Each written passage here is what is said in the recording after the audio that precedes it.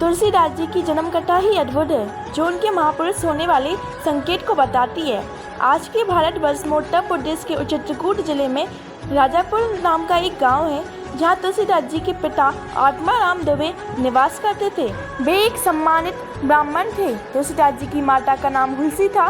तुलसीदास जी का जन्म संवत 1568 में श्रवण मास के शुक्ल सप्तमी के दिन अभूतपूर्व नक्षत्र में हुआ। यह नक्षत्र शुभ नहीं माना जाता है। इस संकार को बढ़ाने के लिए जो घटना हुई वो इस प्रकार है। जैसे तुलसीदास जी ने जन्म लेते ही वे रोई ही नहीं, अपितु उन्होंने श्री राम का नाम लिया। उनके शरीर का आकार भी सामान्य शिशु की तुलना में अधिक था और सबसे बढ़कर उनके मुख में जन्म के समय दांतों की उपस्थिति थी। यह सब लक्षण देकर उनके पिता किसी अमंगल की आशंका में भयभीत थे। उनकी माता ने घबराकर कि बालक के जीवन पर कोई संकट न आए, अपनी एक चुनिया नाम की दासी को बालक के साथ उसके ससुराल भेज दिया। विधि का विधान ही कुछ ऐसा ही था और वे अगले वर्ष गोलोकवासी हो गई। चुनिया ने बालक तुलसीदास का पालन पोषण बड़े ही प्रेम से किया। वह तब तुलसीदास जी के करीब 5.5 वर्ष की हुई शरीर छोड़कर चली गई। अनाथ बालक द्वार द्वार भटकने लगा। इस पर माता पार्वती को दया आई और वे एक ब्राह्मणी का वेश रखकर प्रतिदिन बालक को भोजन कराने लगी।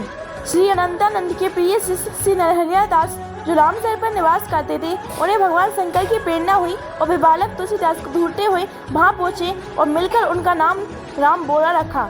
वे बालक को अपने साथ अयोध्या ले आए और वहां उनका यज्ञोपवीत संस्कार कराया।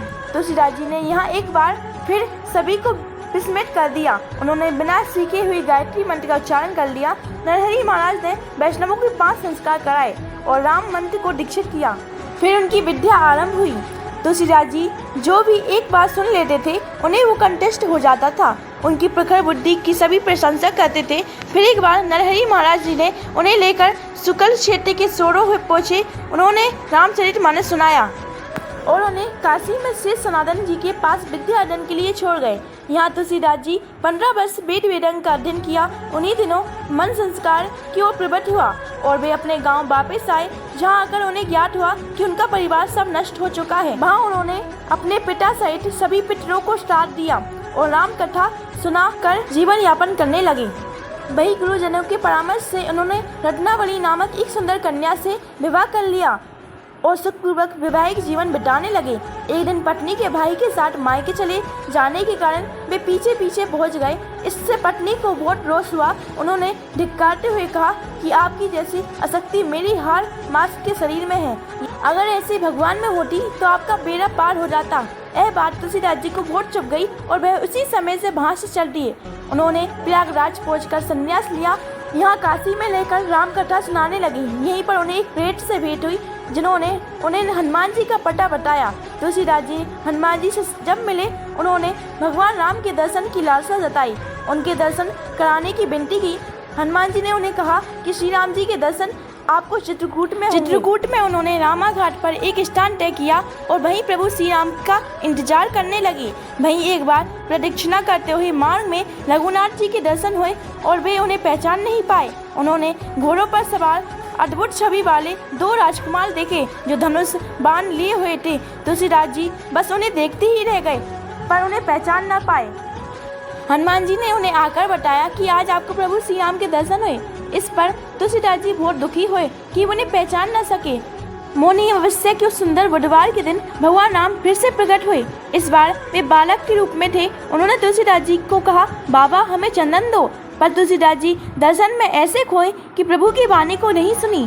तब हनुमान जी ने तुलसीदास जी की सहायता करने के लिए टोटे के रूप में एक दोहा बोला। चित्रकूट के घाट पर भई संतन की भीड़, तुलसीदास चंदन घिसत तिलक देत रघुवीर। प्रभु श्री राम ने अपने हाथ से चंदन लेकर अपने और तुलसी की ओर माथे पर लगाया और अंतर ध्यान हो गए। एक बार तीर्थाटन करते हुए तुलसीदास जी का प्रयाग पहुँचे। वहाँ माघ मेला चल रहा था। वे वहाँ कुछ दिन रुके और 6 दिन के बाद उन्हें एक वृक्ष के नीचे भारद्वाज और यज्ञवल्क्य मुनि के दर्शन हुए। वहाँ उस समय राम कथा हो रही थी। तुलसीदास जी ने अपने गुरुदेव से सुनी थी।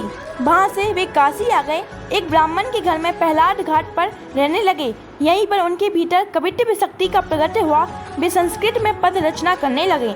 यहाँ एक विचित्र घटना हुई। दिन में वे जितने भी पद लिखते, रात्रि में वे सब लुप्त हो जाते। यह क्रम 8 दिन तक चला। 8वें दिन तुलसीदास जी को एक बार सपना आया। स्वप्न में भगवान शंकर ने उन्हें जनभाषा में काव्य रचना करने के लिए कहा। तुलसीदास जी की नींद खुली। जैसे ही वे उठे, उन्होंने देखा स्वयं भवानी शंकर उनके सम्मुख है। तुलसीदास जी ने उन्हें साष्टांग प्रणाम किया। भगवान शंकर के सपने की बात पुनः दोहराई कि अयोध्या जाकर हिंदी में काव्य रचना करो और आशीर्वाद दिया, यह काव्य वेदों के समान फलदायी होगा।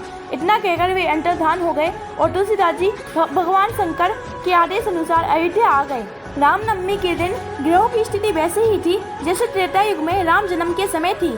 ऐसी पावन दिवस पर प्रातःकाल तुलसीदास जी ने श्री रामचरितमानस की रचना प्रारंभ की। 2 वर्ष 60 महीने 26 दिन में ग्रंथ रचना पूर्ण हुई। इसके बाद तुलसीदास जी काशी आ गए। उन्होंने भगवान विश्वनाथ और माता अन्नपूर्णा को कथा सुनाई। रात के समय पुस्तक को भगवान विश्वनाथ के मंदिर में रख दिया। सुबह पट खुलने पर पुस्तक सत्यम शिवम सुंदरम लिखा था। भगवान विश्वनाथ की शाही थी। वहाँ उपस्थित लोगों ने सत्यम शिवम सुंदरम की ध्वनि सुनी। काशी के पंडितों को यह बात रास न आई। ईर्ष्यावश वे तुलसीदास जी की निंदा करने लगे, पुस्तक को नष्ट करने के उपाय करने लगी। एक बार उन्होंने चोर को भी भेजा, वे चोर ही सुधर गए। फिर पंडितों ने श्री मधुसूदन सरस्वती को उस पुस्तक को देखने के लिए मनाया। उन्होंने पुस्तक देखकर बहुत प्रसन्नता हुई और उन्होंने उस पर अपनी सहमति लिख दी। इस काशी रूपी आनंद वन में तुलसीदास चलता फिरता तुलसी का पौधा है। उसकी कविता रूपी मंजरी बड़ी ही सुंदर है, जिस पर भगवान श्री राम रूपी भंवरा सदा मंडराया करता है। पंडितों को इस पर संतोष नहीं हुआ, तब उन्होंने पुस्तक की परीक्षा के लिए स्वयं भगवान विश्वनाथ की शरण ली। भगवान विश्वनाथ के समक्ष श्री रामचरितमानस के ऊपर प्राण, उसके ऊपर शास्त्र, सबसे ऊपर वेद रखे, मंदिर को बंद कर दिया। जब दूसरे दिन प्रातः समय देखा तो उन्होंने रामचरितमानस को सबसे ऊपर पाया। आखिरकार पंडितों ने अपनी मूर्खता पर क्षमा मांगी। तुलसीदास जी ने उन्हें क्षमा कर दिया और उनका सम्मान किया। तुलसीदास जी अब आसी घाट पर रहने लगे। एक दिन कलयुग ने मानव रूप में आकर तुलसीदास जी को परेशान करना प्रारंभ किया।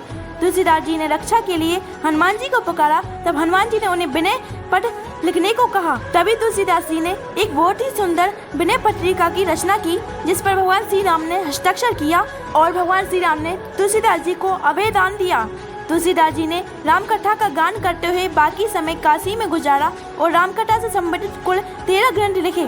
संवत 1690 श्रवण शुक्ल तृतीया शनिवार को आसी घाट पर गोस्वामी जी ने राम राम कहते हुए अपने शरीर का परित्याग कर दिया। क्या आप जानते हैं हनुमान चालीसा अकबर की वजह से लिखी गई थी? ये सच्ची घटना है। दरअसल मुगलों के समय में तुलसीदास जी संस्कृति और रामचरितमानस को लिखने की वजह से बहुत प्रचलित हो गए थे। उनकी कृति के बारे में जब अकबर को पता चला तो उन्होंने तुलसीदास जी को आमंत्रण दिया कि हमें भी कुछ चमत्कार दिखाओ। तुलसीदास जी कहते हैं, मैं एक साधारण व्यक्ति हूँ और भगवान श्री राम का दास हूँ, मैं कोई चमत्कार नहीं करता। ऐसे में अकबर को गुस्सा आया और उन्होंने तुलसीदास जी को कारागार में डाल दिया। पर तुलसीदास जी ने पूरी जिंदगी भगवान श्री राम की भक्ति करी थी और ऐसे में उन्होंने हनुमान जी को याद किया और 40 दिन में 40 उपाय लिखी हनुमान चालीसा की। और तभी 40 दिन पूरे होते ही बंदरों की बहुत बड़ी सेना अकबर के किले को बर्बाद करने लगी। अकबर ने हर कोशिश की, बंदर जा नहीं रहे थे। हार कर उन्होंने तुलसीदास जी से विनती की। तब तुलसीदास जी ने हनुमान चालीसा पढ़ी। तब सभी बंदर वहां से गए।